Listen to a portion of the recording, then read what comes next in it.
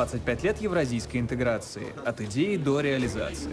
94 год. Президент Казахстана Нурсултан Назарбаев в ходе выступления в МГУ выдвинул идею создать реально работающий экономический союз государств. 95-й. Казахстан, Беларусь и Россия подписали соглашение о таможенном союзе, которое стало первым шагом на пути к интеграции. 2000-й. Подписан договор об учреждении Евразийского экономического сообщества, который позволил сформулировать главные принципы развития евразийской интеграции и стал новым шагом к ее углублению. К 2007 году в рамках Eurasian сформировался таможенный союз Беларуси, Казахстана и России, а уже со 2 февраля 2012 года постоянно действующим наднациональным регулирующим органом таможенного союза и единого экономического пространства становится Евразийская экономическая комиссия. В 2014 году подписан договор о Евразийском экономическом союзе, главной целью которого является обеспечение 4 свобод: движения товаров, услуг, капитала и рабочей силы. А с 2015 года Армения и Кыргызстан стали полноценными членами союза. В основе функционирования ЕАЭС принцип уважения суверенного равенства стран-участниц, принцип равноправия вне зависимости от размеров стран и их экономик, принцип равнопредставленности и принятия решений на основе консенсуса, обеспечение взаимовыгодного сотрудничества с учетом национальных интересов сторон, соблюдение принципов рыночной экономики и добросовестной конкуренции. В 2015 году начали действовать единые рынки услуг и труда, в 2017 общие рынки лекарственных средств и медицинских изделий. В 2019 году достигнуты договоренности по пенсионному обеспечению трудящихся в ЕАЭС. В октябре 2017 года утверждены основные направления реализации цифровой повестки до 2025 года. По оценке Всемирного банка, уровень экономии за счет устранения правовых барьеров при реализации цифровой повестки ЕАЭС может достичь 2,6% ВВП, а в области занятости возможно создание 2-4 миллионов новых рабочих мест, 1 миллион из которых может быть создан в области информационно-коммуникационных технологий. В 2018 году вступил в силу таможенный кодекс Евразийского экономического союза. В период с 14 по 19 годы ЕАЭС активно расширяет географию сотрудничества.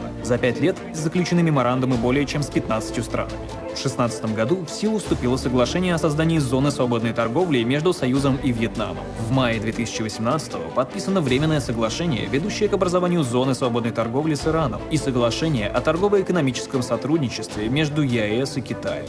На очереди Сербия, Сингапур, Египет, Индия и Израиль. В том же году первым государством-наблюдателем при ЕАЭС стала Молдова. Подписано соглашение о торгово-экономическом сотрудничестве с АСЕАН, а с Меркосур и Анским сообществом меморандум о взаимопонимании.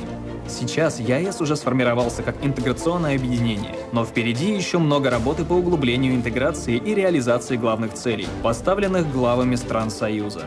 6 декабря 2018 года главы государств Союза подписали декларацию о дальнейшем углублении интеграционных процессов в ЕАЭС. Процесс интеграции будет вестись в 4 ключевых направлениях: обеспечение максимальной эффективности единого рынка Союза, формирование территории инноваций, стимулирование научно-технических прорывов, раскрытие потенциала ЕАЭС для граждан и повышение благосостояния и качества жизни, формирование Союза как одного из наиболее значимых центров развития современного мира. ЕАЭС. Все только начинается. Международная интеграция. Единый механизм, собранный из лучших частей. В 2010 году начал функционировать Таможенный союз Беларуси, Казахстана и России, а уже в 2011 году полностью снят таможенный контроль на внутренних границах Таможенного союза 3 стран. 2 февраля 2012 года начала работу Евразийская экономическая комиссия. Через 2 года, 29 мая 2014 года, подписан договор о ЕАЭС, который вступил в силу 1 января 2015 года. Между участниками сформирован единый рынок рабочей силы, товаров и услуг. 2 января 2015 года к ЕАЭС присоединилась Армения. 12 августа – Кыргызстан. В 2016 году вступило в силу соглашение о зоне свободной торговли между странами Евразийского экономического союза и Вьетнамом. В 2017 подписан и ратифицирован договор о таможенном кодексе ЕАЭС и утверждены основные направления реализации цифровой повестки. В 2018 году вступает в силу договор о таможенном кодексе ЕАЭС. Подписано временное соглашение по образованию зоны свободной торговли между странами Союза и Ираном, а также соглашение о торгово-экономическом сотрудничестве с Китаем. Сегодня ЕАЭС – огромная территория с населением более 183 миллионов человек и суммарным ВВП в 1 триллион 914 миллиардов долларов США в год. Объем взаимной торговли между нашими странами составляет порядка 60 миллиардов долларов, а объем внешней торговли со странами, не входящими в ЕАЭС, около 753 миллиардов. Евразийская экономическая комиссия обеспечивает условия развития интеграции, строит свою работу на соблюдении принципов рыночной экономики и суверенного равенства стран ЕС. Решения в комиссии принимаются на основе консенсуса, благодаря чему развитие интеграции не теряет намеченного вектора. Союз активно взаимодействует с третьими странами и международными организациями. Обратите внимание на карту. Более 40 государств проявляют интерес к взаимодействию с ЕС в различных форматах. Цифровизация экономик стран Евразийского экономического союза и развитие интеграции в будущем создадут условия для формирования общих рынков транспортных услуг, нефти и нефтепродуктов, газа, электроэнергии и финансов, что обеспечит свободное передвижение товаров, услуг, капитала и рабочей силы. ЕС. Объединяя потенциалы.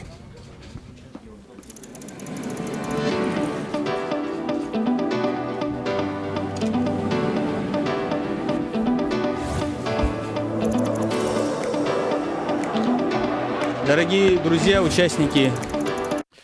No, dear participants of today's session, we are going to start a little bit later. We're waiting for the chairman of the board of the Eurasian Bank of Development, Mr. Buzov, who expressed his desire to open this session.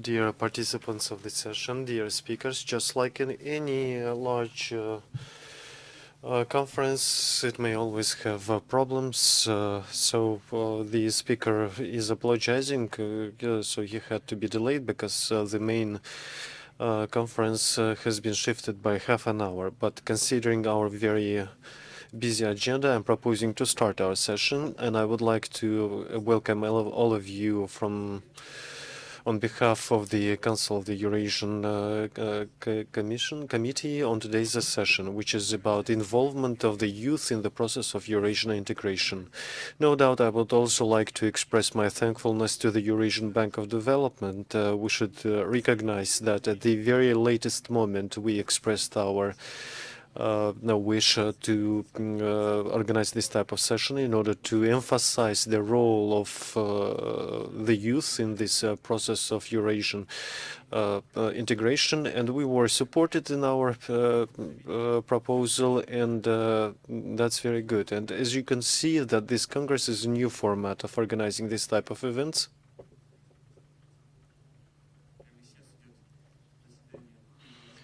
Now, right now, we have the meeting also of the Eurasian Intergovernmental Council, who are also discussing very important issues of the Eurasian integration. So this Congress is a new platform for discussion of the new very important questions such as regional and global challenges, stable development of national economies, improvement of the competitivity of the region as a whole.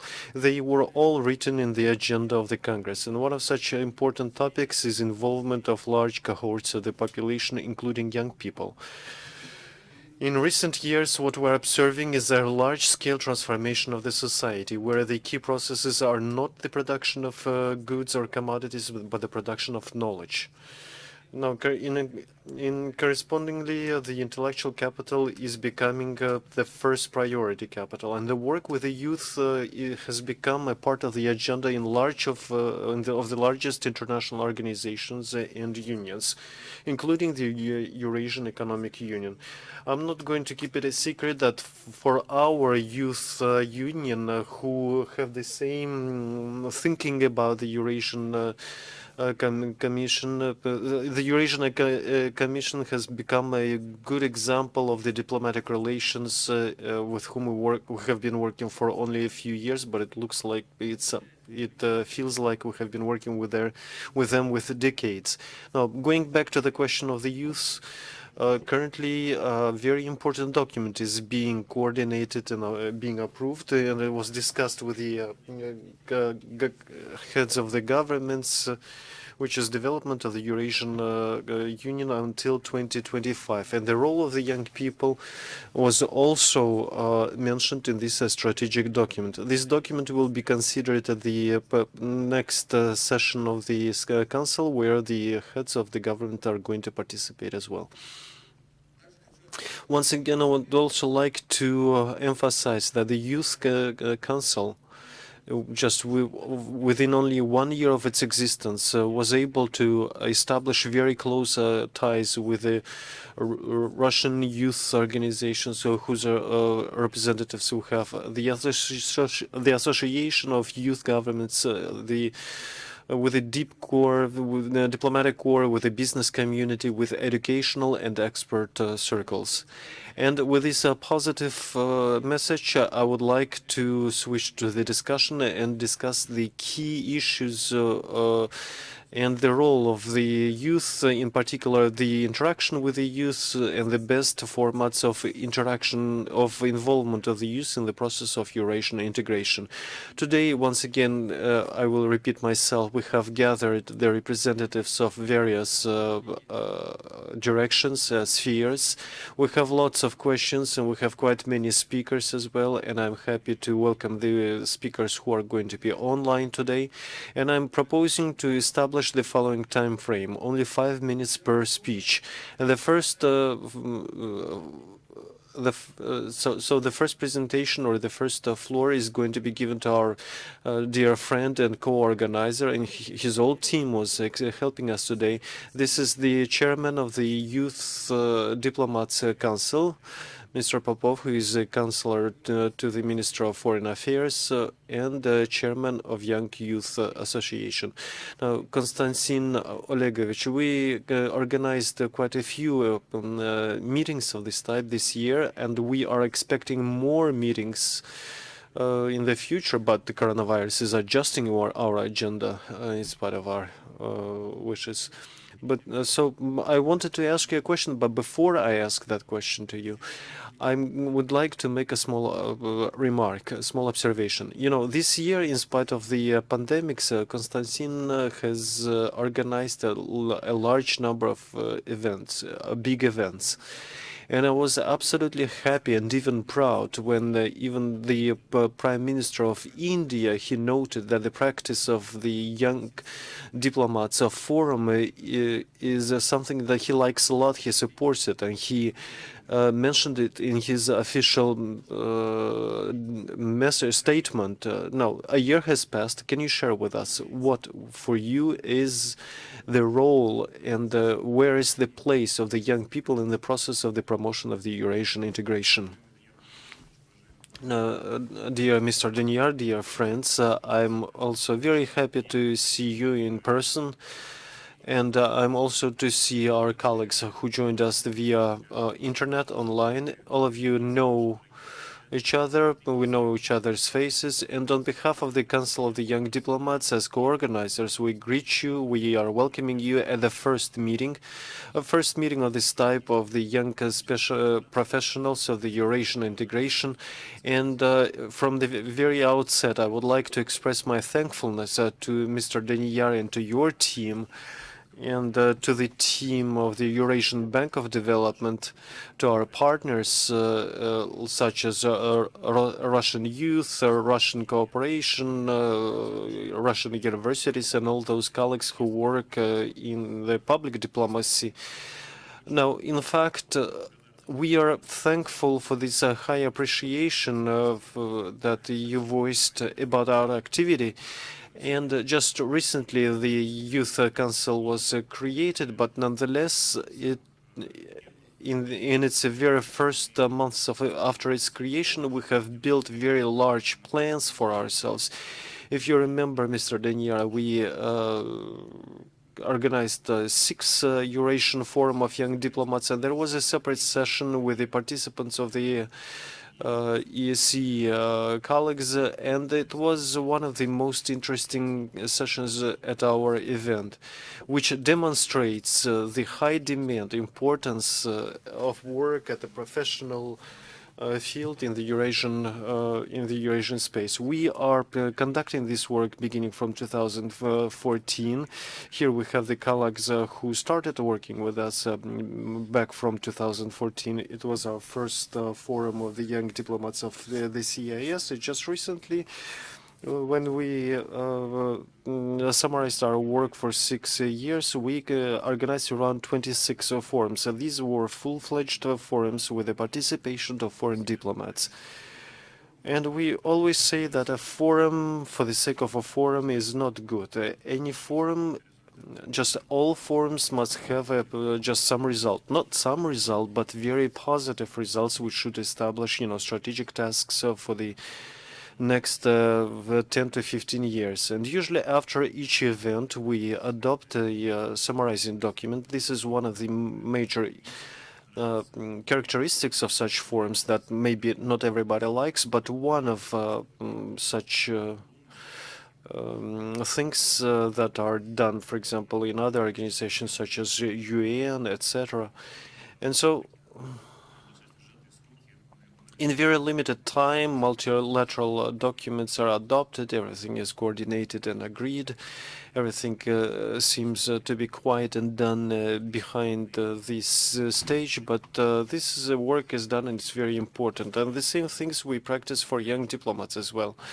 Now, as for the Eurasian economic cooperation and Eurasian economic space, just we have agreements with our colleagues from the Republic of Belarus. They also have a club of young diplomats. Our colleagues from the Abkhazia Republic. We also have a council of young diplomats with our colleagues and partners in the Republic of Armenia, from the Kyrgyz Republic, and of course, in Kazakhstan. So thanks to the Russian Youth Organization, we organized the forums in regions and provided consultations to young diplomats in Russia and Kazakhstan. And thanks to the collaboration with the Russian Cooperation Organization, we organized quite many forums of young diplomats.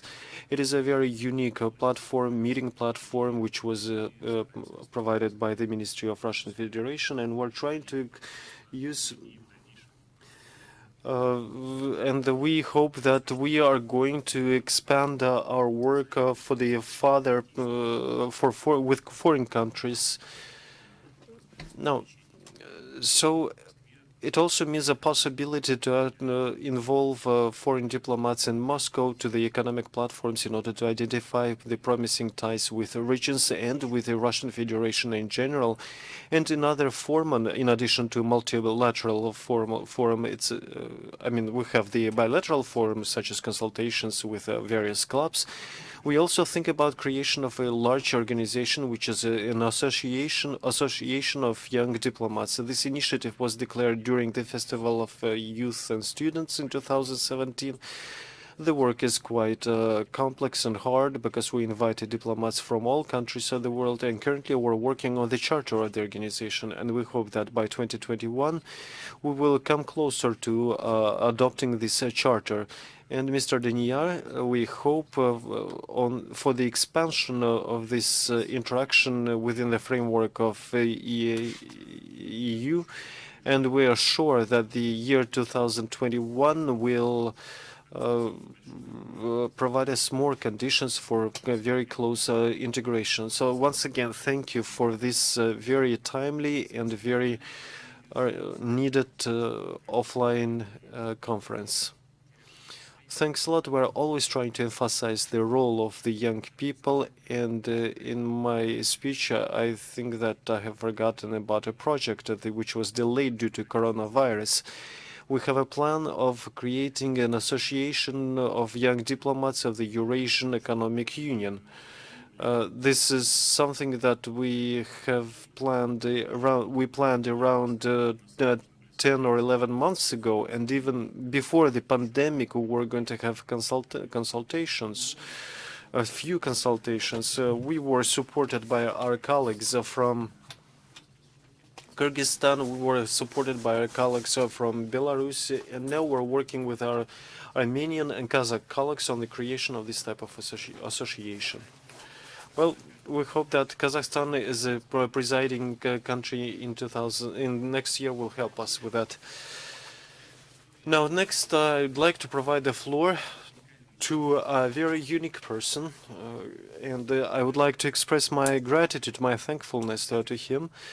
Born in the Soviet Union and a successful businessman, a citizen of the United States, and additionally,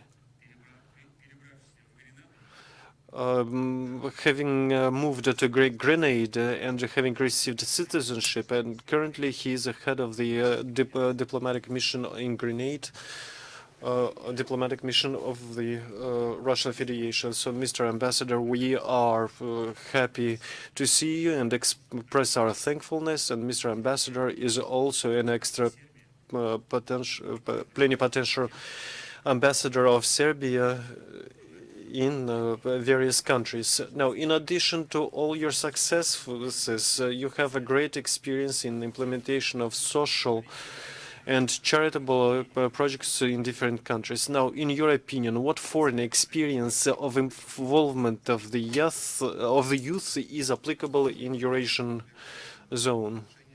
Now, Daniel, thank you for this invitation. Thanks to the Eurasian Committee for this invitation on behalf of the Grenada government. We are very happy that you pay so much attention to Grenada, which is a small country. Nonetheless, we are the only representatives, not only of our country in the Russian Federation, but also we have a CARICOM community. CARICOM community is a Caribbean community that includes 15 English-speaking countries. We are happy to be present at this event. We are supporting our young people. Our young people is our future.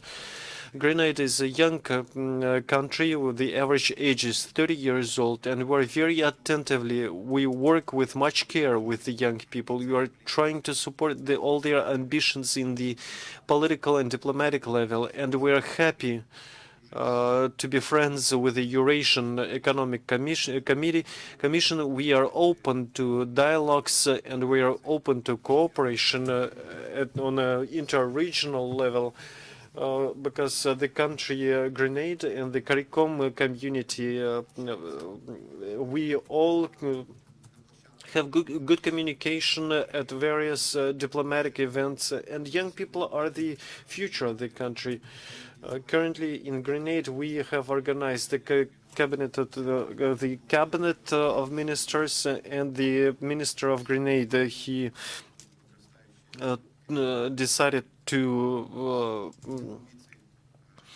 be in charge of the development of the youth in the country and to involve them in the diplomacy. And we are sure that in the future we are going to work with the Eurasian Economic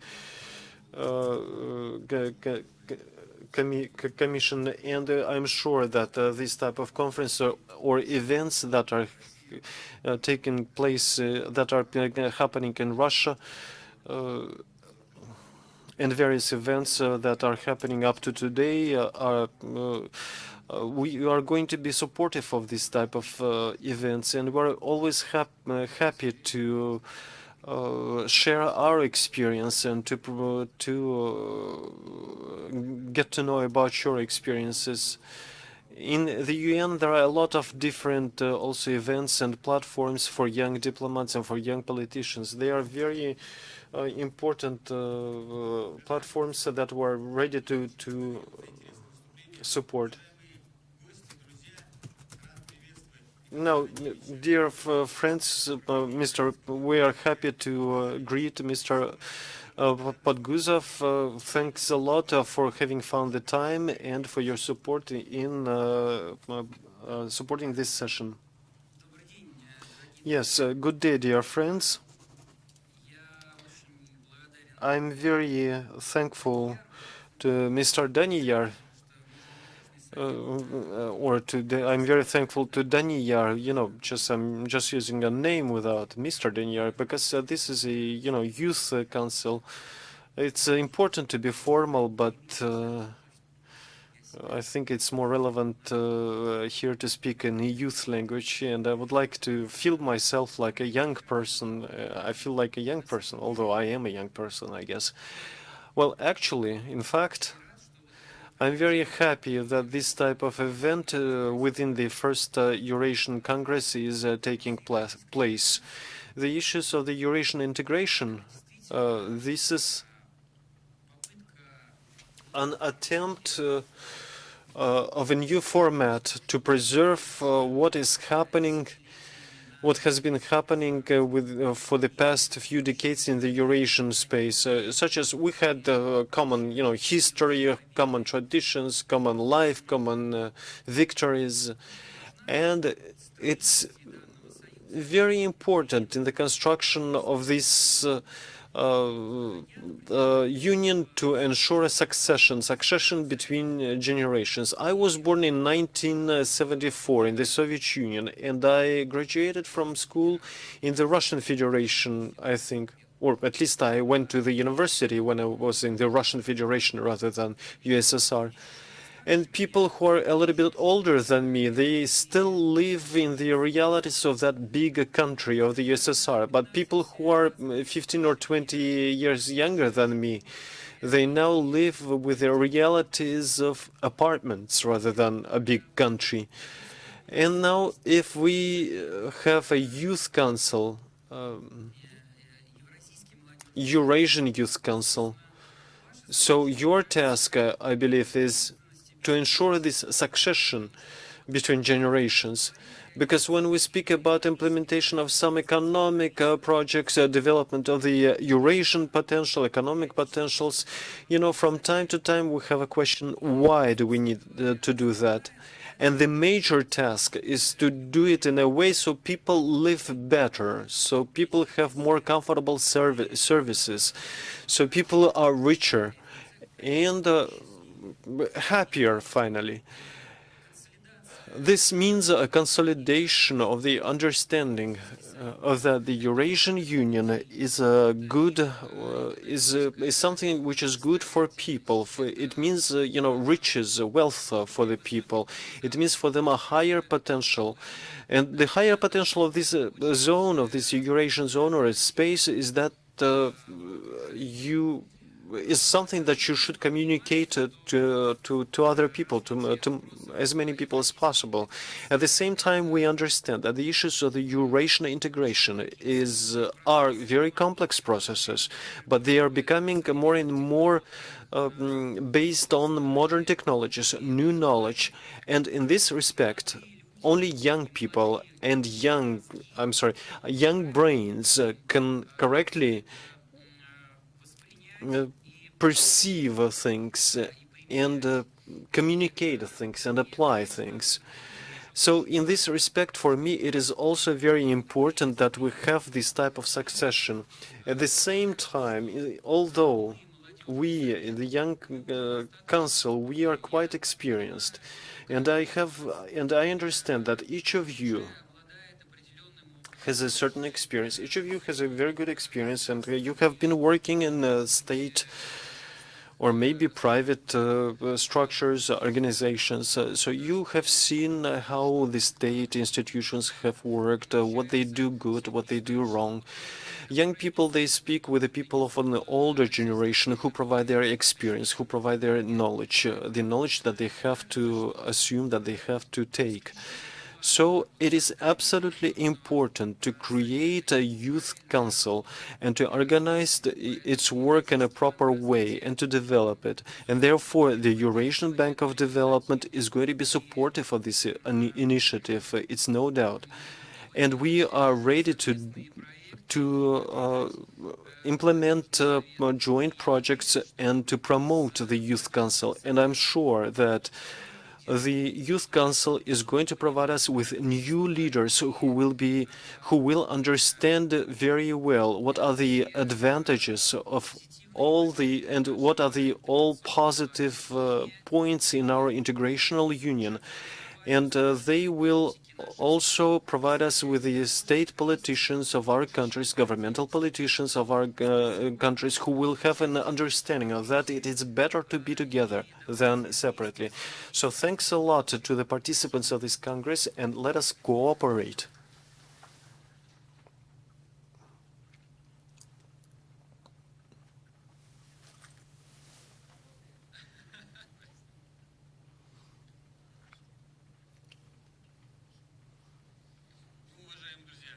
Now, dear friends, my sincere thanks for a very informative and interesting speech.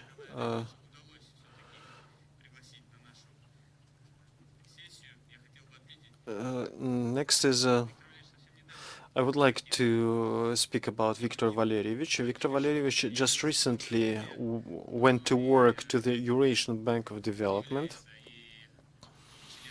And he is also a member of the Youth Council and a member of the Eurasian Commission. And thanks to your efforts, this conference was made possible. So when we spoke about succession, when we spoke about being together, which is better than being separately, I think that our speaker is going to continue this topic, and he's going to tell us a lot of interesting things. I will just only modestly mention that we have representatives of the youth, Russian Youth Organization. He's not just only a representative, he's a head of the affairs related to the youth department. And this year, at the Eurasian Youth Global Forum, we organized a game which was called Made in EAEU. And as I was told by my colleagues, our project, our session received a very good feedback.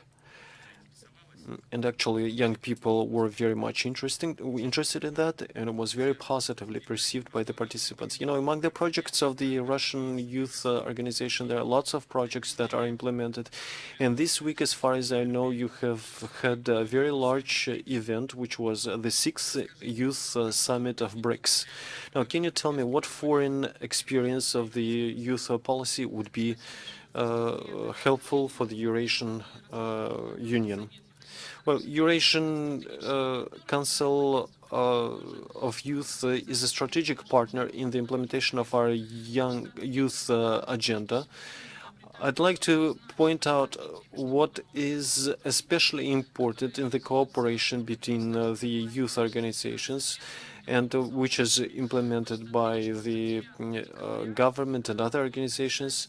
You know, on the 9th of December, under the chairmanship of Mr. Lavrov, there's going to be a meeting of the ministers, and this year, well, the main topic will be development of the international youth cooperation. So it means that for the first time, the youth agenda is going to involve the international community and the international programs of the development. And I'm very happy to mention that Mr. Bugaev and Mr. Kolpakov are going to be the main speakers at this meeting of the heads of the Russian constituent territories, where we're going to share our agenda with representatives from region. So this year we started systematizing youth cooperation, and so this way we opened 4 offices. Such project offices as, for example, Russia BRICS, which was opened in the city of Ulyanovsk, Russia Islamic Cooperation in Kazan, Russia Central Asian office in the city of Omsk, and Russia Arctic Council in Yamal-Nenetsk autonomous region in the city of Salikhard. The main task is to streamline all the programs, all the agenda that are being implemented by the government of the Russian Federation, and also to ensure the capacity building and the improvement of the possibilities and involvement of the youth and creation of a special contact database that is going to support the work of these project offices. And here I would like to speak about the work of the Russia Central Asian Region Office. We would like this office to be involved as much as possible, especially in order to ensure cooperation with such countries as Kazakhstan, Uzbekistan, Turkmenistan, and others. This office already has bilateral memorandums of cooperation with Kyrgyzstan, Kazakhstan. As you know, this year in Uzbekistan, now thanks our very close contacts and friends, there was a special agency for the youth created in Uzbekistan, and on the 15th of December, a memorandum of cooperation is going to be signed with the Russian youth and the youth agency of Uzbekistan in the presence of the heads of the Russian Federation and the government of Uzbekistan. Now, we're trying not to organize as official forums. We're going to make a more practical cooperation between young people. And therefore, I would like to emphasize that we would like to provide the best, to show the best practices in the work with young people. And so, therefore, according to all that methodology, with various compilations, with various so these documents are used in the work of our representatives in Uzbekistan, Kyrgyzstan, Tajikistan, etc. An accelerated plan is being implemented for Shanghai Cooperation Organization in various countries, and we have quite a broad agenda and work plan for the next year. More than 50 events we're planning to organize. And I'd like to emphasize that we are not going to cope with all these events on our own. And so with this respect, it is important to organize cooperation with various councils of young specialists in the Eurasian Economic Union, in ministries in other countries, and we would like to involve the resources of the regional governments, which are also interested in the development of the international cooperation. Our task is to provide this type of events in regions, in Tver, in Ryazan, in Yamalo-Nenetsk region. So for us, it is very important that the youth from various territories of the Russian Federation should be involved. But the world now has become global. If we do not involve the young people into international projects, then we are going to lose. Therefore, we have to orient our programs and agendas into various directions, whether it's a diplomacy, whether it's or it could be entrepreneurship. But in any case, we have to involve young people. Our organization is always open for cooperation. Our head of our organization, Mr. Bugaev, he is always, just answers any questions he's addressed with in Instagram or Facebook, and it means that you can have very close contacts with our organizations. You can be partners in the implementation of our regional programs. And we are creating quite a lot of different services for international cooperation. Such service as you can find it in the Telegram channel, for example. We have a Telegram channel which is called молодежи _worldwide. You can find it in Telegram, and then you can get acquainted with the foreign partners whose database, contact database is quite large. And on Friday, we're going to launch a new international platform that is going to work the 15th of December. You can download it from App Store or from Android. It's called UWorld. It's a social network, UWorld social network, which will enable us to into the international agenda and to also involve international partners into international programs and projects. Thanks a lot, and I wish success to all of you. No, thank you. So instead of so you have provided good grounds for the next speaker. And before the next speaker kicks in, I would like to emphasize that we are going to be supportive in all of your projects. We have little time, but we have very active participants who are going to be helpful in all of your questions, because your tasks, they sound in harmony with our interests, and we are going to apply as many efforts as possible so that we can achieve a very good outreach and raise awareness among our friends. You spoke also about Uzbekistan. On the 11th of December, during the heads of the government's meeting, we are going to consider the Uzbekistan is going to be given a status of the observer to our organization, and Cuba. Cuba are also very close partners to us, and Republic of Moldova is also an observer country. Now, services, social networks, your successes. I would like to provide the floor to our dear friend, a very talented person who, when he was 12 years old, started building his career. He founded an online radio at 12 when he was 12. Then 12 years old. Then he promoted his energy radio. And then he also working in Vkontakte, where for 5 years he has been a manager. Just recently, he took an interview from Woody Allen. Konstantin Yuryevich, the floor is yours. Or you could call me Kostya. Now, can you tell me what are the most processing modern tools for involvement of the youth exist today? I know that today you had a very prominent festival in Vkontakte. It was organized online. How many visitors did you have, and why did you do it, and how could you involve all that audience? And running ahead of the speech, I would like to also mention that they participate very actively in the integration. Just recently, they were at the conferences in Kazakhstan, and they're going to travel to other countries, including Eurasian countries. So there are a lot of questions that I asked you, so the floor is yours. No, thank you for this invitation to the conference. I'd like to express my thankfulness to the organizers because especially in our hard time, all the safety measures are being observed.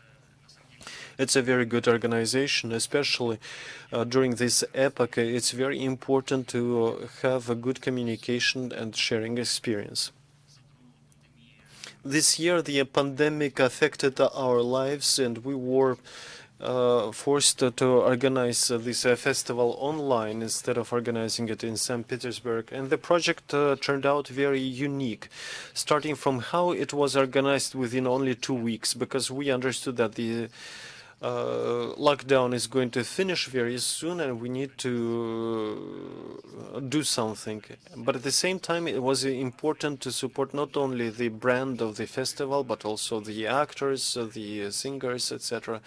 Usually we have around 97 active users who used our services in the form of music or listening to music, sending messages. And we decided to organize a free festival that lasted for a whole week. The broadcasting was done from 4 o'clock until very late at night. More than 50 musicians and singers and lots of speakers were invited to that festival.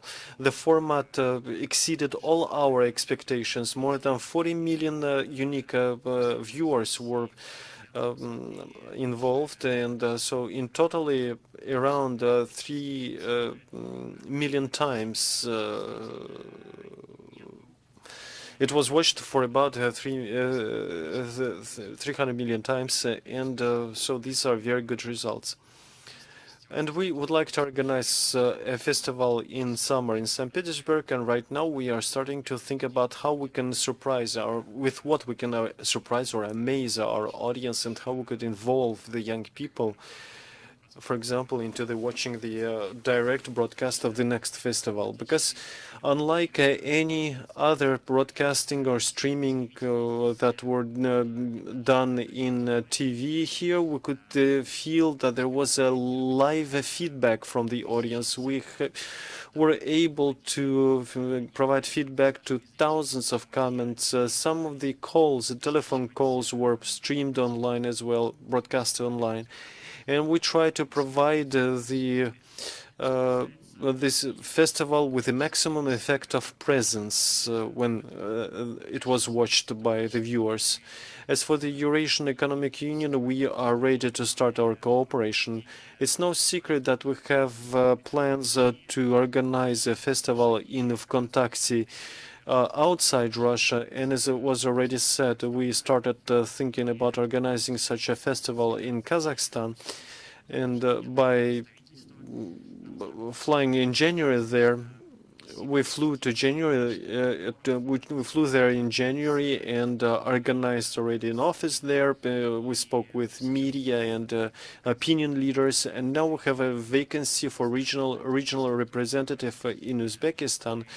So if you express your opinion yourself, if you can, just propose somebody in Headhunter, we have a vacancy. We will be happy if you will help us to find a person over there.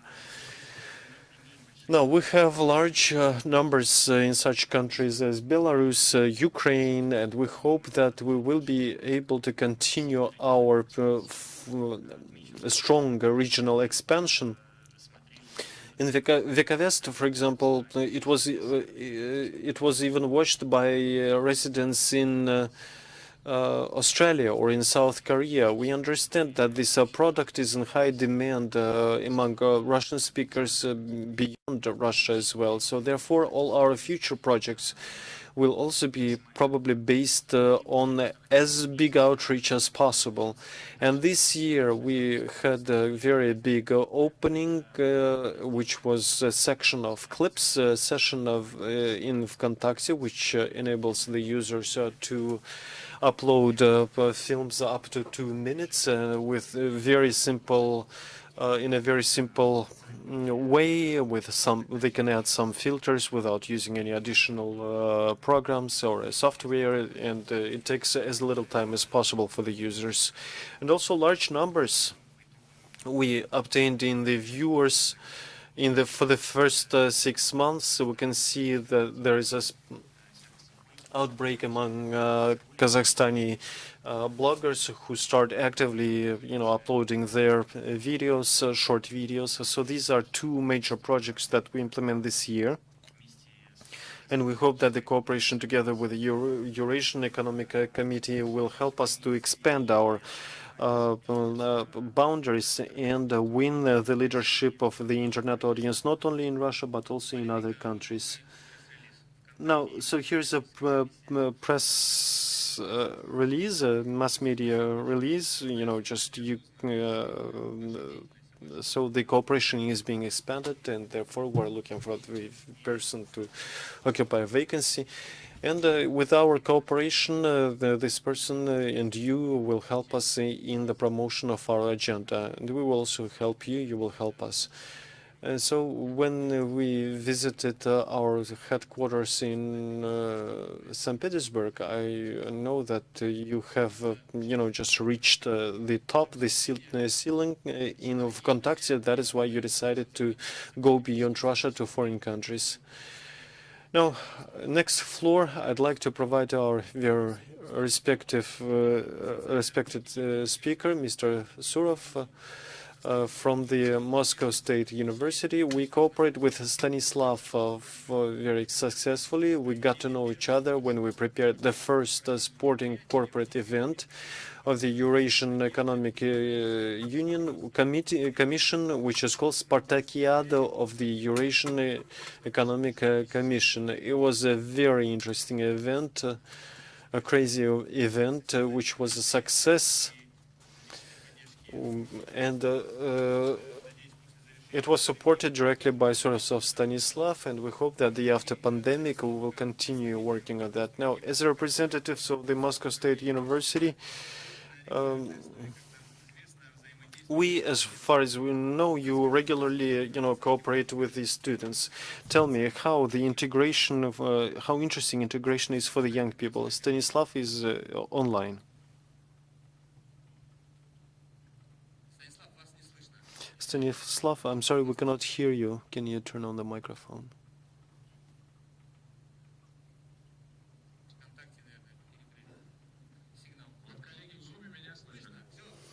You can hear me in Zoom. Great. Good day. Good day, dear friends, dear colleagues.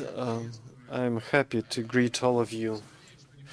I'm sorry that I'm not able to be present together with you in this great conference room, offline, in this hybrid event, but I'm happy to be able to speak to you in a remote way. Now, it's true that we had a very successful joint project, which we organized just some time ago in our sporting campus, and we are sure that we're going to organize this type of event in the future as well, and we're always ready for this type of joint projects and events, and with those and other partners. Now, dear friends, the university in MGIMO, that is when providing its educational mission, it pays a lot of attention of Eurasian integration, the Moscow State University of Foreign Affairs, and effective mechanisms of the youth involvement into the Eurasian integration means involvement of students into the implementation of joint scientific and R&D programs, organizing student clubs, student organizations, organizing scientific, educational, creative, and volunteer events. And in this sphere, we truly have some good experience, some good practice, some good experience. So I'd like to share with you in a couple of words.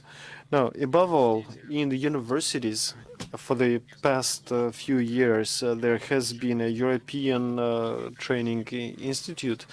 Some of your colleagues know this institute. This is an educational research platform of the Moscow State University of Foreign Affairs, which also deals with the Eurasian integration issues, with the legal issues, economic issues, and there are a few training programs that they provide, and so therefore this issue is being discussed in this academic research division. For a few times you mentioned Uzbekistan and this country, and then you said that in December you're going to, in January, is going to be provided with the status of observer. And with Uzbekistan, we have quite expressed cooperation. 2 years ago, in 2018, we opened there our branch. So this branch is training specialists, international specialists in various directions. Our Russian representatives are also providing lectures to young people, and there are a few faculties where international diplomats are being trained. And so our vision is that to create a university hub for Central Asia and other neighboring countries. So that's what we see this Tashkent branch like, and we are trying hard to develop it by attracting young people. And from the next year, we're going to launch a whole number of different works, extracurricular works, and this is also a priority for us. I'd also like to mention that the university, the Moscow State University of Foreign Affairs has around 300 students from EAEC countries, EAEU countries, and I'm confident when I say that this university is a gravity center for young people. And so in addition to academic block, foreign languages that you can study in this university, there are also sector-related disciplines with a very international focus. And young people have the opportunity to participate in very intensive extracurricular activities. We have very good infrastructure for that. We have joint projects. And of course, this is a serious factor of gravity. That is to say, it attracts people from other countries as well, so people would like to be there. And a volunteership is also an important point of attraction in these integrational processes. And in 2018, our center in Bishkek, in Kyrgyzstan, organized a humanitarian charity volunteer mission. More than 100 people participated in that. The Moscow University of Foreign Affairs prepared an interesting program and provided a whole number of master classes and interactive events for exactly on providing the youth support to this type of events. And in conclusion, I would like to mention that another important direction in the sphere of integrational processes in EAEC is are the graduates of the graduate conferences. These are also very important events, and I propose our colleagues also participate in this forum of graduates. In 2019, this forum took place in Armenia. In 2017, it took place in Astana, in Kazakhstan. And it's true that this is a large-scale event that is characterized by that is a diplomatic one, because it also involves the top officials of the country, and it helps the international youth integration processes within the EAEC processes. Now, once again, thank you for this possibility to speak up at this conference and tell you on how we see and implement our integrational processes. Youth integrational processes, I mean, in EAEC, based on the platform of the Moscow State University of Foreign Affairs. Well, actually, I got to know quite many things from your speeches.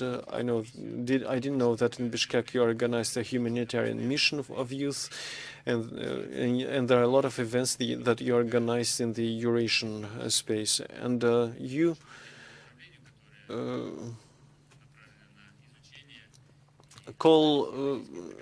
launching.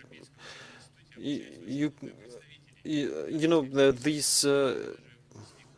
Organizations that you mentioned, they train a lot of different new experts, and we have representatives from them in this room.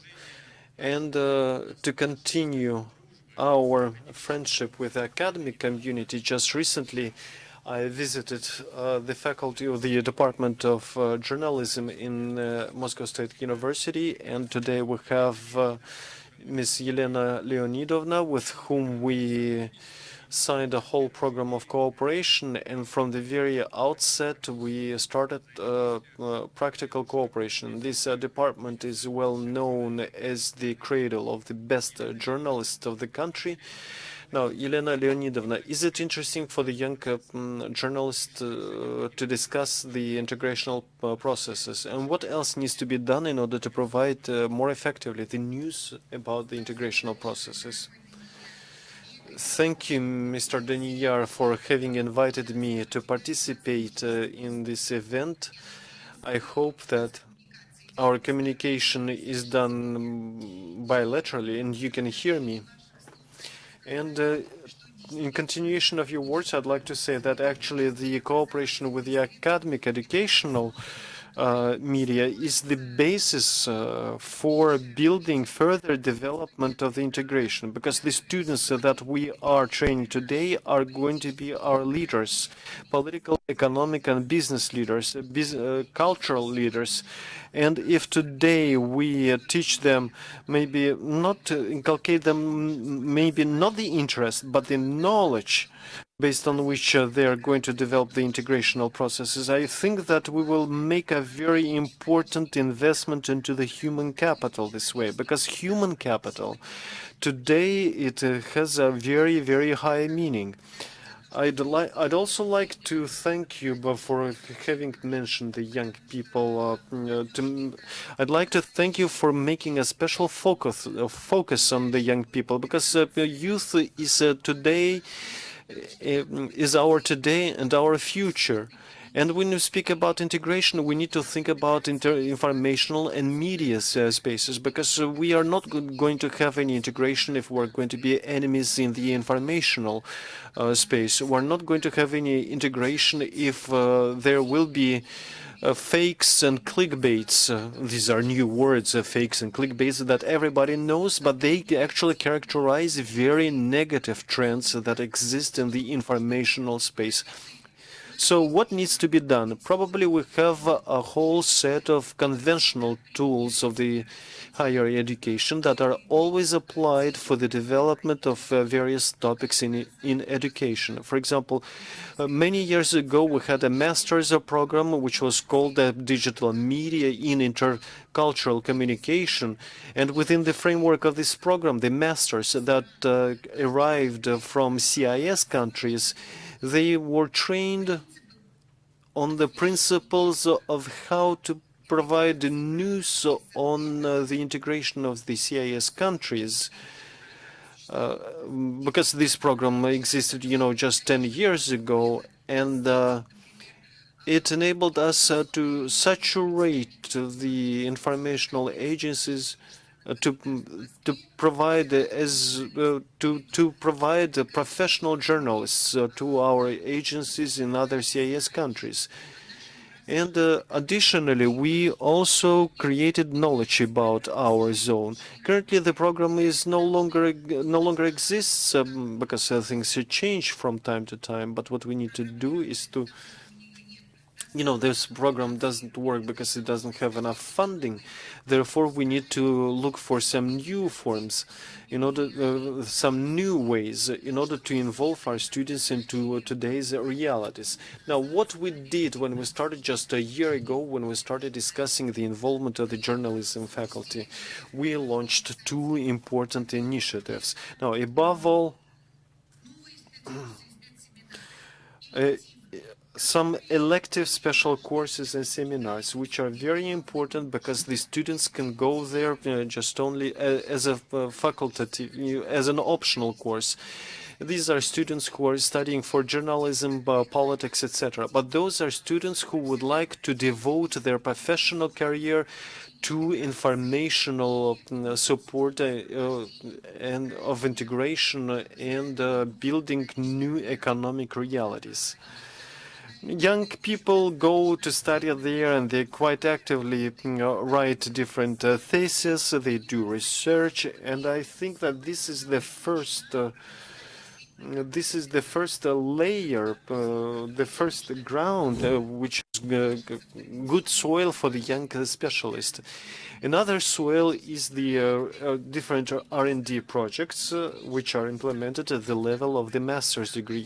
Master's degree is also preparing specialists of a higher level, and our students, when they are studying the topics of the European Economic Community, of the European integrations, they create quite a deep research that will help them to find work. And in this respect, students turned out to be very creative, and some of their works are going to be presented by them at a new portal that we're now opening, which is called Media Monitor. Media Monitor is going to provide information on how news are presented in mass media. So this is going to be something new in internet. In order to develop the new approaches, new ways, we need to have a good understanding of the situation. And for that purpose, the department initiated an interdepartmental research with various universities, such as the Moscow State University, Bishkek University, Eurasian National University in Kazakhstan, etc. So within this research, we found out what is written, what is being discussed, what agenda is being created in the conventional mass media. And I'll probably make you sorry by saying that it's better to know than to have illusions, but actually there is no agenda in the offline mass media. And here what we need to do, we need to create some new cooperation opportunities. Maybe we need to involve new specialists. Maybe we should organize intergovernmental contacts so that the conventional, traditional mass media such as television, radio, etc., pay more attention to Eurasian integration. And I'm sure that after the first Eurasian Integrational Congress, there's going to be a whole wave. And this will also become an initiation of our topic in mass media, conventional mass media. And I'd like to wish you the following. We can use the conventional mass media, of course, but such conventional instrument as organizing international exchange programs, exchange of students and professors, these are processes, they need a modern adaptation. Now, for a whole year we have been living online. Why not to make the primary focus of interaction between the students and professors not physically, but make it in a remote way, online? And then we can use it in order to strengthen the integrational components. And for that purpose, we can create a whole network, a network of the departments of journalism, network of the faculties of journalism that should work on creation of a mass media focused on integrational processes. And exactly for this type of environment involving young people, we need to find the format of the joint multimedia projects that will tell about each other and represent us in new media. Possibly it could be a portal, but portal, just as far as we understand, is going to the past. Probably it should be special accounts. Such accounts dedicated to the faculty or departments to mass media and journalism. It could be, for example, in YouTube. But what we need, what exactly need? We need some kind of a joint production with the students, where the students will tell about themselves to each other, about their countries, and this would enable us to saturate our informational flows with a new type of content, with a human face, with a very youth mood, with a possibility for some criticism, but constructive criticism. So therefore, when preparing for the next Congress, correct? Is that correct? Because we are going to wait for the next Congress. And therefore, before the next Congress, we are thinking about uniting and joining these faculties of the journalism and develop this kind of joint multimedia project.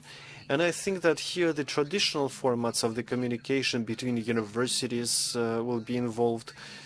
We will just involve some traditional formats of special courses that would improve the literacy. But most importantly, our students, like media communications specialists and journalism, etc., they will all be oriented towards the release of the modern product. So we're sure that in the cooperation together with the Youth Council, with the support of the Young Council, we will move forward. Now, thank you for your attention. Thanks a lot for your speech. I absolutely, me personally, I absolutely is in favor of all your initiatives. It sounds like you speakers have agreed between each other. It looks like you're helping me by presenting each other, because next I'm going to provide the floor to a YouTube producer, a well-known person. But before I give the floor to him, I would like to ask Elena Leonidovna, is that organizing this type of large events are quite many. So the first Eurasian Congress is a new format. And I asked from Victor, are we going to organize the next conference? Well, he told me, yeah, of course we will. And so this year there should have been the traditional Eurasian Economic Forum with the participation of the heads of the states, but due to the pandemic we had to postpone it to the next year, and we hope that it will be organized in the Republic of Kazakhstan. And you correctly said that it is necessary to adapt the conventional tools to today's realities. And the paradox is that the video format of the conferences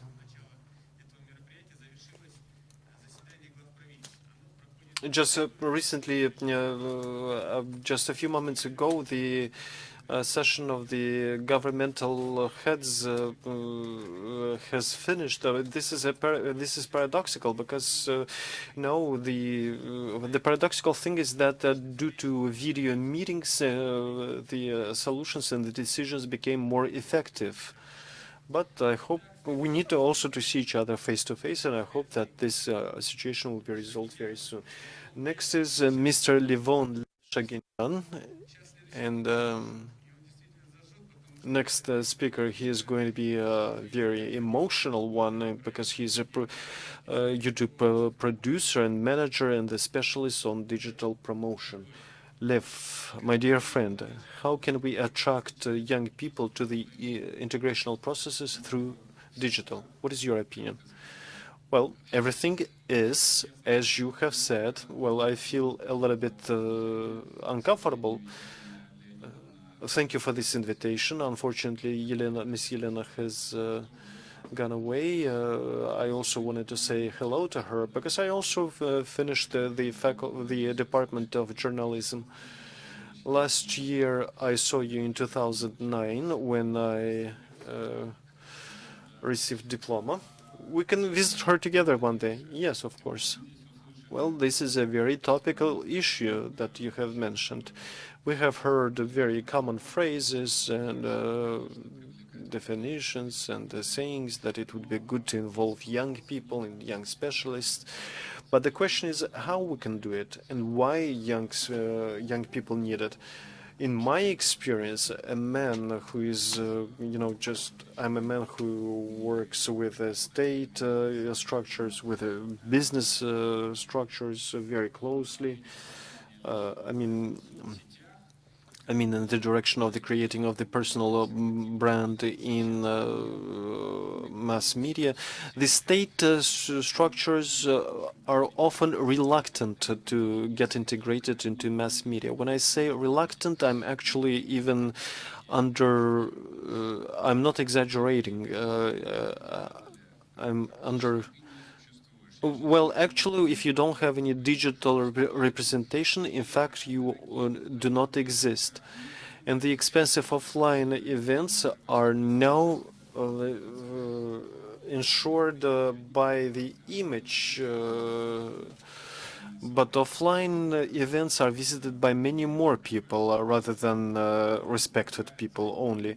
Online events, they involve many more people. Of course, the pandemic has brought in its own adjustments, but people who do not feel this wind of change and who do not understand that, speaking with the clients or users, with the young people, should be exactly through a digital way. So then I have bad news for you if you do not understand that. Well, I'd like to tell you an example of a case study. Just for a whole year, we dealt with the brand of a large municipal official, and 45% of the residents of his city did not know about what his activity was. I mean, people who are older than 35 years old.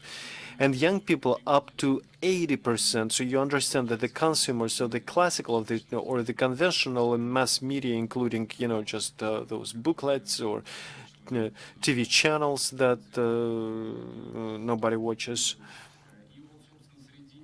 And so among these 45%, and among young people who do not consume the classical forms of the mass media, 80% of them don't know what the municipal head does. What does it mean? It means that no work with the young people in the context of mass media, in the context of digital media is being done. No work is being done. But, just people start doing it when something bad happens or when people are given, are given very difficult task, and then they start very clumsy attempts to contact opinion leaders and to start, start some campaign, and it all looks very unprofessional. It looks fake, and nobody likes it when they get the final results. So what can we do? You can ask me.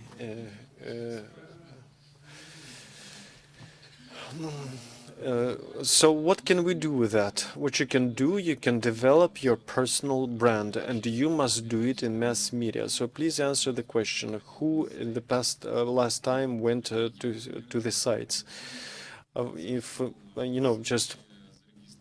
I went to the link, for example, to get registered for the conference just recently. But if it's a company who is not registered in Facebook or Instagram or any other mass media, then this company doesn't exist. So if you speak about a company that provides services, then I ask, what is your Instagram? No Instagram? So how come you don't have an Instagram? So this task is quite complicated because many of us, you have a picture of that I'm speaking about SMM, but SMM is a word that comes from 2009. Here what I'm speaking about is exactly the content making. What I'm speaking about is that the company should use its own forces or should use outsourcing and create interesting content for young people. And many people think that young people should be attracted to some social topics. No, it's not true at all. There should be some events generated and organized. Some events should be organized to attract young people, and we can do it by advertising or promoting them. And this show-off can be done through mass media. And so when I'm speaking not about SMM, but about content generation, the profession of the content manager or content maker, I believe that we don't have this profession. I don't know if some specific users who are working on creating this type of specialist. Actually, content manager is a person who can write things, who can assemble things, who can mount things, who can take good pictures, who can use some basic programs. Yeah, I can see her. She's back. So here we are dealing with some production, full cycle production. And this person should be within the structure, or it could be invited, a specialist and outsourced. No other way. If you don't have this small production for mass media, then you will not be able to tell anybody about anything. Whatever initiatives you have, whatever you do for the young people, nobody is going to hear you if you don't do that. And besides, now, suppose you provide this type of content in the internet. It doesn't mean that you only have to provide summaries.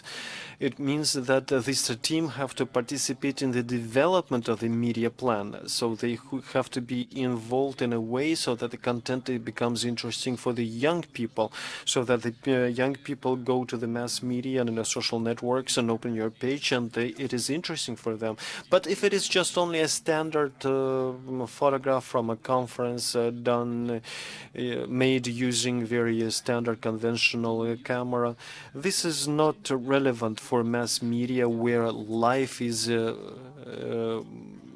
where the life is boiling. This should be a fully online format. No, it's just only an iPhone. Use an iPhone, which is not a professional tool for taking pictures, but you can use it to create content. And this team should be participating in media planning, focusing on all issues for whom these agenda are going to be created. And we must not have a feeling like in the childhood, for example, you watch on television. For example, I watched on television when I was a small child, when I watched some cartoons or when I watched some children's programs, then I was seeing that people who made those cartoons, they were not competent. They didn't know what the actual children needed. It looked like, just some comic, old comic who was, just trying to imitate young people, like a caricature. So therefore you have to be versed in what is happening. And the people whose life passed in the past century cannot be working with the young people. And just conservative companies, they have some difficulty in convincing the managers that digital products are absolutely necessary. But you need to explain it. You need to explain it all the time, how important it is. So because when you work with the young people, at some time you will need these young people. And finally, when you don't know how to communicate with them, how to, just provide information about your company. You cannot do it in a moment. You cannot do it in a very short time. And to avoid a disaster, you need to start doing it from beforehand. And for large companies in social media, they also need the self-irony, well, especially in their work with comments and self-irony. Because if you speak about everything with an absolutely serious face, and if you just provide a very professional content, nobody's going to watch you, nobody's going to be interested in that. Therefore, everything should be lively, everything should be very quick, and there should be quick feedback to everything, and a lively language, a simple language, and laugh about yourself as often as possible. Well, thanks a lot. I understand what my colleague meant when he said that Lev is going to be very brilliant in this speech. No, thank you for this lively speech. This is actually your graduate, Elena Leonidovna, and we're going to visit you. Yes, in our university they turned off the light. That is why I got off the conference. I'm sorry. We would like to see him in our department, and we will be happy to see you, so please come and visit us.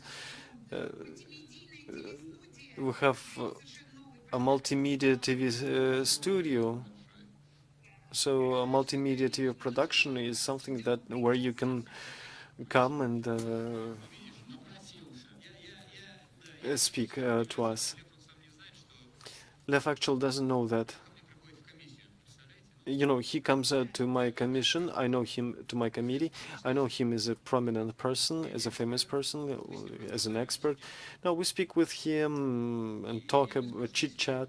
And then I ask him, do you have a Facebook? Well, usually, you know, people now exchange not visit cards, but Facebooks. And then I go to common friends. We have a few common friends, including one of my employees in the department. And then I say, how come?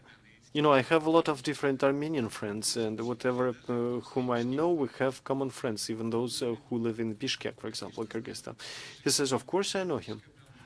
This is my, you know, just a small brother, brother of my brother. Yeah. Unfortunately, he was not able to come today. But yesterday I saw your stories, and there is another one from Minsk, Eldar. Eldar, he's my very good friend. Now, Lev, we will speak to him. Thank you for your very interesting speech. Next is I would like to provide the floor to the Deputy Chairman of the Youth Parliament in the State Duma of the Federal Assembly of the Russian Federation. And you know, we don't have that interparliamentary cooperation because our collaboration is more economic one, but nonetheless, in our platform, we established a contact. We got to know them. We established, you know, just joint plans. But as I already said, the pandemics made it introduce some changes. The parliamentarians, how can parliamentarians can improve integration in their countries? What parliamentarians can do in order to promote integration in their countries? I'll try to be short. After Lev's speech, I'd like to say that the State Duma does not have its own site. We only have social networks, so therefore you can subscribe us. As for our work, as for the Eurasian integration, what is now active? We have the Youth Parliamentary Assembly and the Interparliamentary Association of Russia and Belarus for the youth. So Youth Parliamentarism Agency and Youth Parliamentary Agency, this is what we have. But we don't have one single youth organization that would join together the young parliamentarians.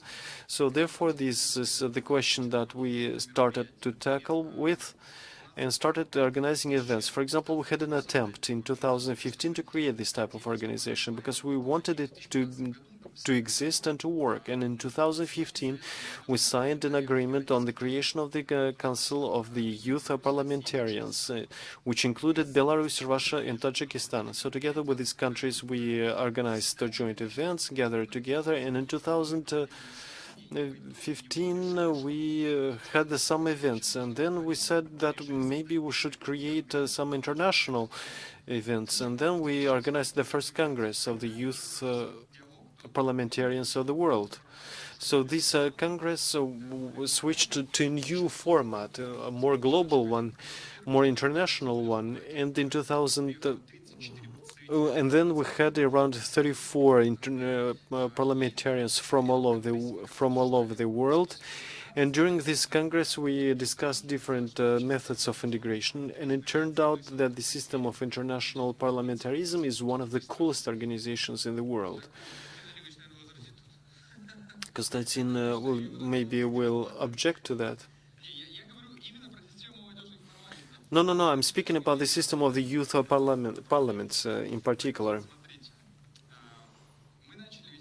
No, we started doing this work and creating these similar structures in other countries.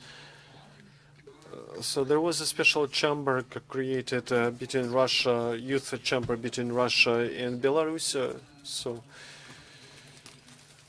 In Belarus, this type of chamber was created. International Parliamentary Association was created in Uzbekistan. In Armenia, also, they created a special work group on the creation of the World Youth Group.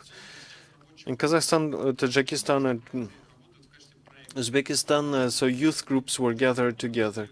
For us, it's important for these groups to work as consultancy bodies. And in these countries, we're trying to resolve this issue of creating a whole network of youth parliamentarism, because this is a tool to involve young people into political life, irrespective of their political affiliation. So we are going to work on the joint topic, and we are calling you and colleagues from your countries who are interested in this to create international parliaments in your countries, and we are ready to cooperate, and we will work with you. Just yesterday, we organized an international event, so a large number of young compatriots, people from the CIS countries and other countries.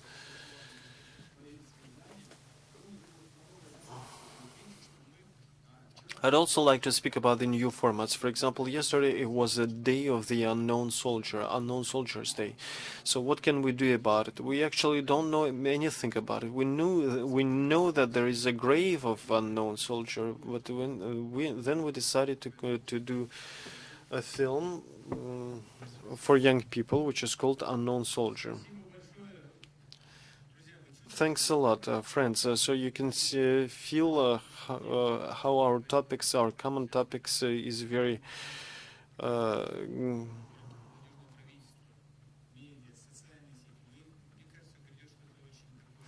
I think that something is very...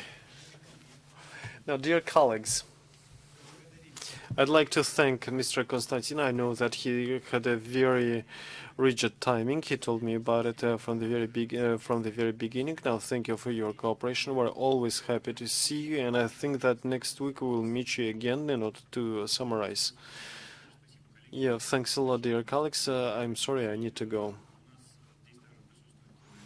We also have guys from the Council of Young Diplomats. If you have any questions, they will be happy to answer your questions.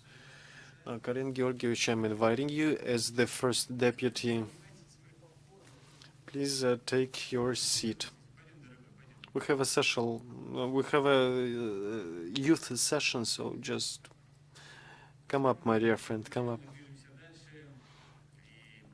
Now we continue our session, and next I would like to provide the floor to the first deputy of the chairman of the Association of Youth Governments. Currently, this year we had a meeting with the chairman of the association, Dina Gazatulina, who was also with a visit in our headquarters. And we made a very ambitious plans for the next year. You know, youth government as an asset of the organization. What potential do you have in the context of the Eurasian integration? Oh, good day. Thanks a lot for the questions. Good day for this opportunity.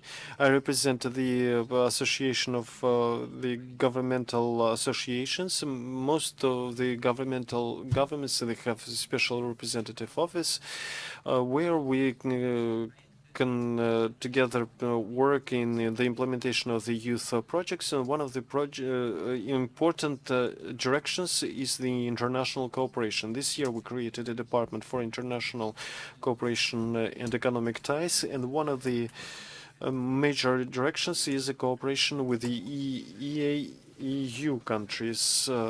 Then we started involving young people into all kinds of events, and this way we got to know and sign agreements with the youth government of Armenia, Belarus Republic Association of the young people. And this year at a big forum which was taking place in Kazan, we thought about creating an association of the countries with the youth government of EAEC, which would include the representatives from the countries that are part of this commission.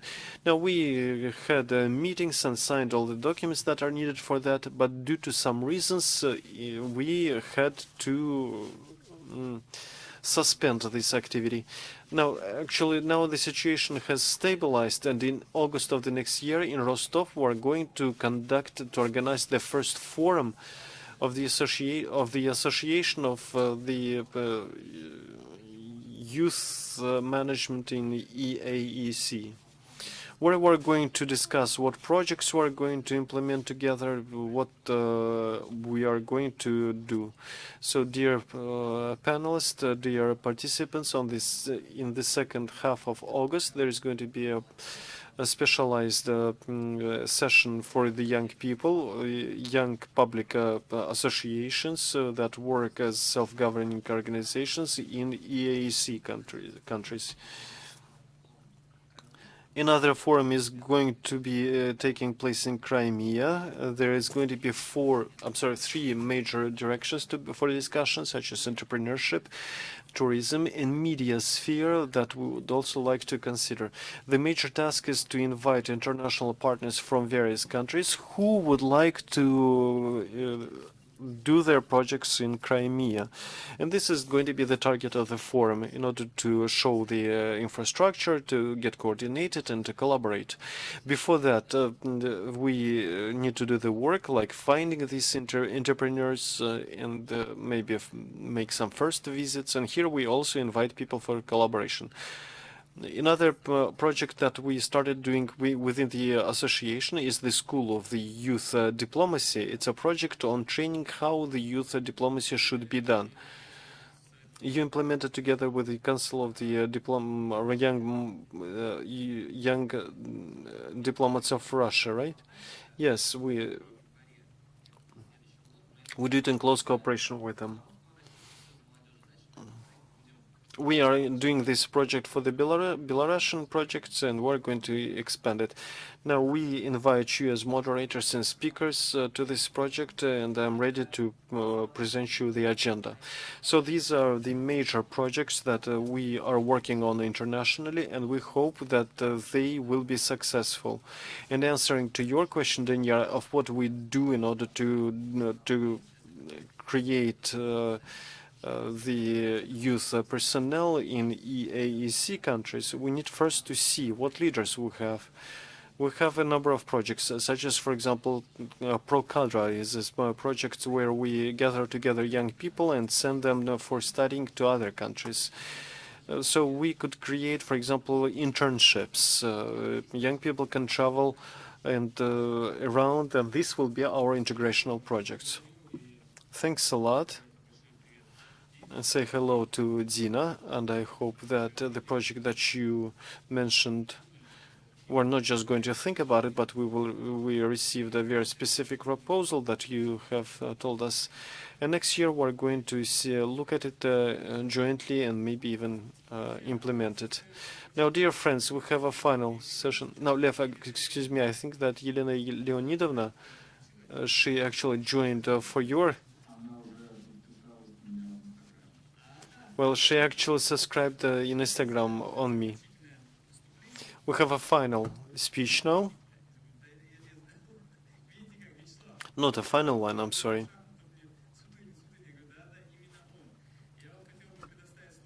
Next is I would like to provide the floor to our reliable partner who's been cooperating with us for quite a long time, who's a very good friend of our department, Eurasia expert, Vice Rector for International Communications for Humanitarian Sciences.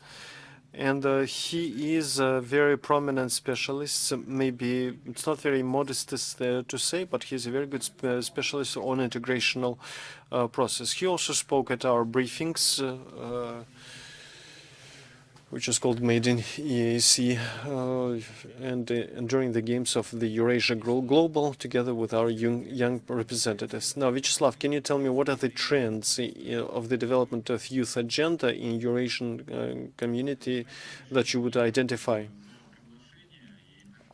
Thank you for this invitation and for a very responsible final speech. I'll try to be as short as possible. I think you are a very welcoming, very hospitable moderator. You provide a very warm moderation, so thank you for your style. I think that you do it very well. Now, dear colleagues, I'd like to draw your attention to the following thing. When we speak about the strategy of the involvement of the young people into the process of Eurasian integration. Now, the first question that is what for? Why do we need to involve young people? And here we come to three possible answers, typical answers. The first thing is, for example, providing the personnel in order to provide personnel to those integrational structures that exist, such as the Commission, the bank, etc. And second is to involve them into very specific projects, such as startups, etc. So for some pragmatical purposes. And third one is just general communicational strategies. So this is some creation of common senses, implementation of wide communications, which are aimed at strengthening the brand of the Eurasian integration among young people.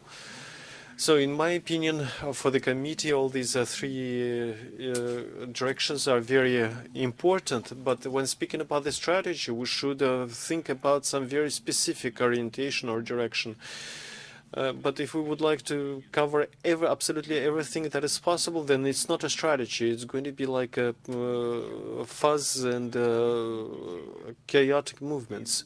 And the next question is about the methods of the involvement. So here, yeah, we we're transforming the communication methods, but the methods are very old. So the first method is pragmatical methods. It's a method of creating possibilities or opportunities, opportunity to find job or an opportunity to find education. As the survey demonstrates in Eurasian space, for the young people in our countries, education is the most priority, the highest priority topic when we speak about international cooperation. It means that they are interested in educational opportunities, and the business culture and etc. It's a little bit behind. They are also interested in that, but education comes first. And the second method is involvement. Of involvement is creating parties. Parties, it means, just communication, possibility to find new friends. Speaking about young people, communication between them has a special value, especially when it is an international communication, especially considering that our culture are related, but at the same time we are very different. Therefore, it's very interesting for young people from various countries to see each other. So which method do we rely on? Yeah, we create methods of communication, or maybe we create for them opportunities. So it's actually an important question too. And the third set of questions is tools that we can use. So depending on the methods and goals, we choose the tools. And here, traditionally, the tools are events, conferences. It could be, for example, winter or summer schools, hackathons, etc. So there is a lot of various events that are possible, but this is the more conservative, traditional format. As the practice demonstrates to us, you spoke about trends. The trends of competitions that enable us to actively work with the young people. It could be an association of, like this year we organized an international competition of the CIS youth, and we had 2 times more applications than last year. This was a competition of scientific articles that students write, and the Moscow State University supported us. So thanks a lot for that. So based on our experience, competitions is something that people like and something that people are interested in, to involve people and to cooperate with them. It could be not scientific projects, for example. It could be competitions for participation in startups of the for the young people who are interested in creating their own first businesses. Or it could be, for example, lotteries with micro grants for businesses, young people. It could also be of very high demand. So in the next few years, our competitions is going to be very good win-to-win methods. Next is facilitation. It means the support of initiatives, support provided from the banks, and inviting potential partners. Now, if the committee or a bank, for example, could support some master's programs between the universities of our countries, I believe that this would be very interesting, very promising one. And it could enable the young people to understand what Eurasian Committee means, because many people don't know what that is. But then they will understand that Eurasian Commission is the possibility to participate in a master's degree. I understand that the mandate of the Commission does not include educational issues, but we need to think about the expansion of the mandate, and you can also speak about business education. You can make it a business, because if we don't study together, then you cannot make business, especially if our concept is targeting development of economic ties. And we could also think about the startup movements. Well, it's clear that it's very heterogeneous, but it also means very active guys who are leaders, and maybe they're not going to create very successful business, because we know that the percentage of the survival is very low. But in any case, they are going to be very active in that. It could be enthusiasts, a lot of enthusiasts for the startup movements, and when communicating with them, we can come up to other guys with whom they communicate. It could be including a whole audience of 10 to 20 people. And of course, this option is quite conventional, but on the other hand, we could provide some bonuses. Bonuses like for the best young journalist, a bonus for the when different magazines will participate in there, and then you can cooperate with these journalists. It could be young scientists, young officials. Why not? Why not? So these are just, and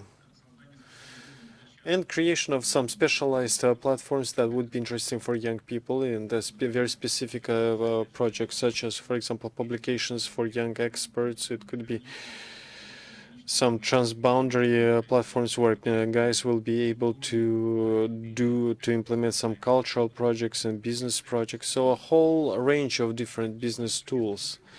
So whatever tools we choose, it will depend on the goals that we set up, and it'll depend on the methods of involvement. So, for example, right now we are the first qualification improvement courses are provided in our platform, for example, And we're thankful to Anatoly Vasilievich for the support of this program that we implement together. And 40 young teachers from Belarus are passing qualification improvement courses, and I think for a whole week. So this is also an interesting format. So we create a whole infrastructure of work, and I think that the Eurasian Committee should be able to start building a whole infrastructure, and so that the work is being done in a gradual way and infrastructure based. And this is something that our colleagues are aspiring to do. So if we can build this whole system, if a person, for example, is talented in terms of management, if we construct something interesting and significant, but what we should start with very small projects which are interesting for young people, and then we should grow and scale up. Thank you for your invitation, and thank you for your attention.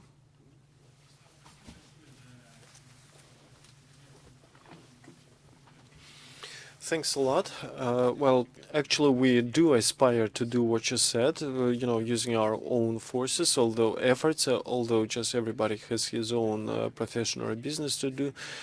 But in any case, we're aspiring to start with the small steps and then come to something more permanent, so that it becomes a permanent that permanently provides possibilities for young people.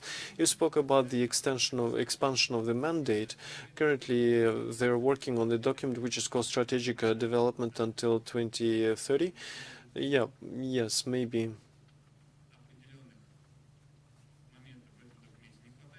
Some of the things are missing in that document, but in any case, this is a very big step. A big step from the governmental heads and state heads.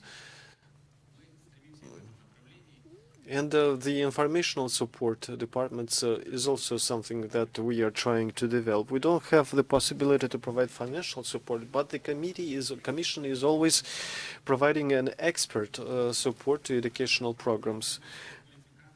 Like qualification improvement courses, there your support is provided by the representatives of the Eurasian Commission, by the heads of the various departments, etc. Well, thank you for mentioning the associations and Mr. Gromyko. And we signed a program according that we use in our movements. If it were not for a pandemic, maybe we would be able to implement a very interesting project. But with our own efforts, we organized an online course. One of our employees, she voiced her initiatives, and she was supported by our. We implemented a program which is called online course Universiarium EAEC. How it works and what it does, and we're planning to continue developing in this direction. So I would like to.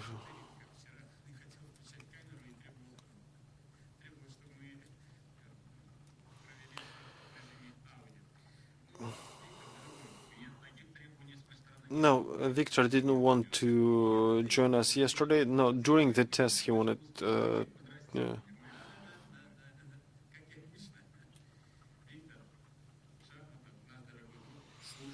Mr. Shakhmatov, our presentations are over. Official presentations are over. And last Friday we received a confirmation. Just last week, just only had 4 days for preparation. I would like to ask you a question. In your opinion, as a former employee of the Eurasian Economic Commission and today's representative of the Eurasian Bank of Development, I'm sorry, when I said when you left, I felt not very good, because you never left us, you just always help us and you continue helping us. His team and him were head of the analytical department, so you are present today. So what is your opinion of today's event? As the practice demonstrates, just in the integration, nobody are exes, nobody are former. So I'm not a former one, I'm not an ex-employee. because I'm still thinking about that a lot, and I'm happy to participate in this conference. My opinion is that I'm very happy that in spite of very bad restrictions of the pandemics, bad restrictions of deadlines, etc., etc., etc., but we found this possibility to conduct this session. And it's not only just a formal event. It is participated by many speakers, and we have a full room, although, you know, just we have a very specific layout of free places. 50 people who came here, yeah, quite many. So what does it mean? It means that we are watching into the future with confidence, and we can overcome all the obstacles, and we're happy about that. And here, I'd like to note the role of Mr. Daniyar, because we created this organization together. It brings about its fruits, and I had to provide all possible support. And I'm also happy that Mr. Nikolai, in spite of that very serious agenda of the Congress, provided a very beautiful possibility to speak, to communicate with each other. So I got the two main theses for myself. The first is that in the youth dimension, integration has a very comprehensive and complex character. It means that all those restrictions that exist in our big integration, they don't exist among young people. So we can see representatives from the parliamentary activities, from this public service, from business, from the government, we spoke about Spartakiada. This is a sporting dimension. We had diplomats in here, so diplomatic dimension, who are we could even say they are the good examples for our association. We're inspired by their examples. So this is a very complex meeting. And the second observation is that every one of us spoke about the necessity about the creating one common organization in EAEC, or maybe even in the Eurasian space. So we have very powerful teams, national teams, very active guys who know each other, and they think in one direction. And the future for them is, at least the future for them is has a very close to each other imagination, I guess. So in the future we are going to have a long way to do, and it would be good if this conference could be a starting point, because we were able to gather together, every one of us. We were able to come to a consensus, because nobody, just agreed on what we're going to say, what we're going to speak about, but nonetheless, everybody spoke about one thing. So this is the thing that we are going to make a huge leaps forward.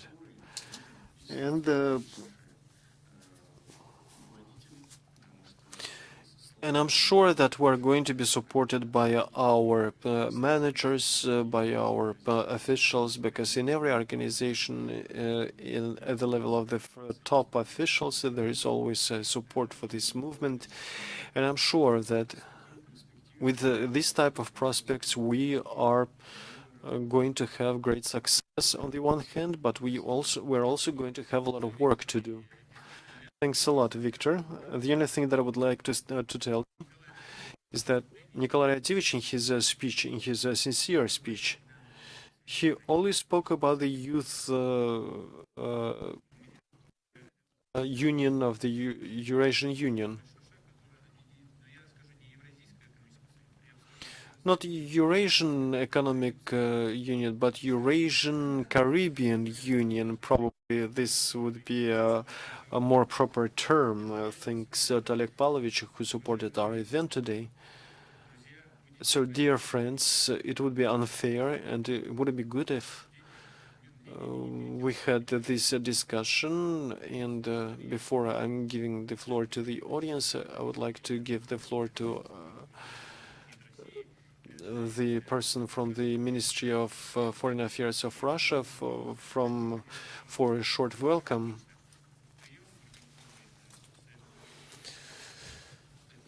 So, no,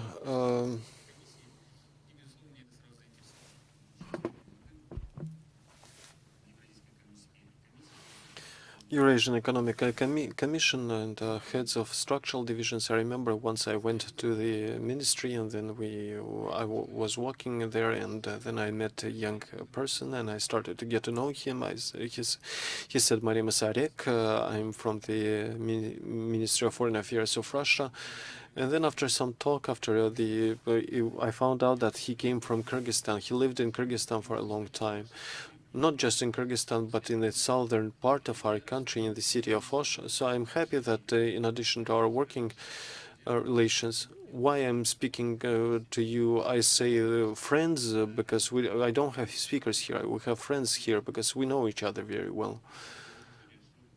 So the floor is yours, Mr. Arek.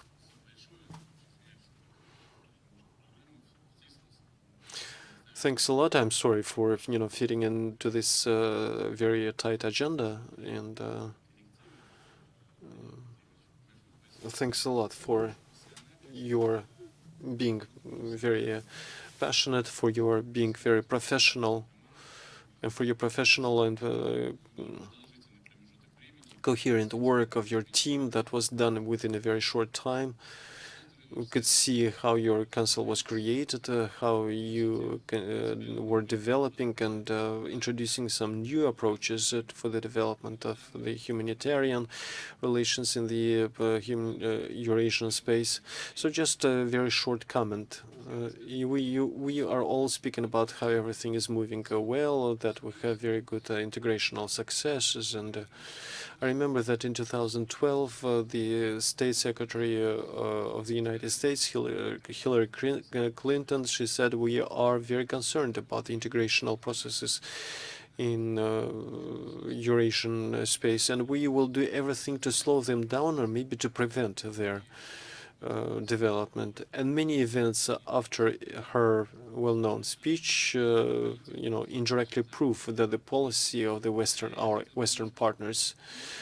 And so I'm speaking in a kind of minor tone, but but we need to protect our Eurasian project.